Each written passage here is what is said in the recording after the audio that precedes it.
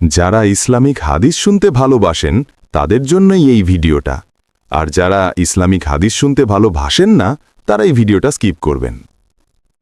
একদিন রাসূলুল্লাহ সাল্লাল্লাহু আলাইহি ওয়াসাল্লাম সাহাবীদের বললেন, দুনিয়া হল মুমিনের জন্য কারাগার আর কাফিরের জন্য জান্নাত। এক সাহাবী জিজ্ঞেস করলেন, ইয়া রাসূলাল্লাহ, মুমিনের জন্য দুনিয়া কেন কারাগার? তখন নবীজি বললেন, কারণ মুমিন এই দুনিয়ায় যত ভালোই থাকুক তাকে পাপ থেকে বাঁচতে হবে, হারাম থেকে দূরে থাকতে হবে, মানুষের হক আদায় করতে হবে।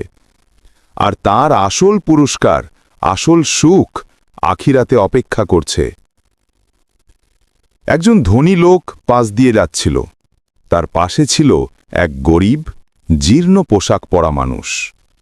গরিবটি বলল, দুনিয়া তো তোমার জন্য জান্নাতের মতো, আর আমার জন্য কারাগারের মতো।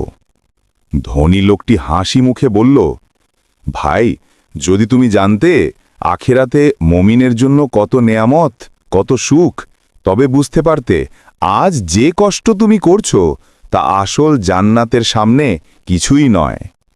তারপর সে কেঁদে কেঁদে বলল, আমরা সবাই দুনিয়ার ক্ষণিক সুখ ছেড়ে আল্লাহর কাছে বড় সুখ চাই।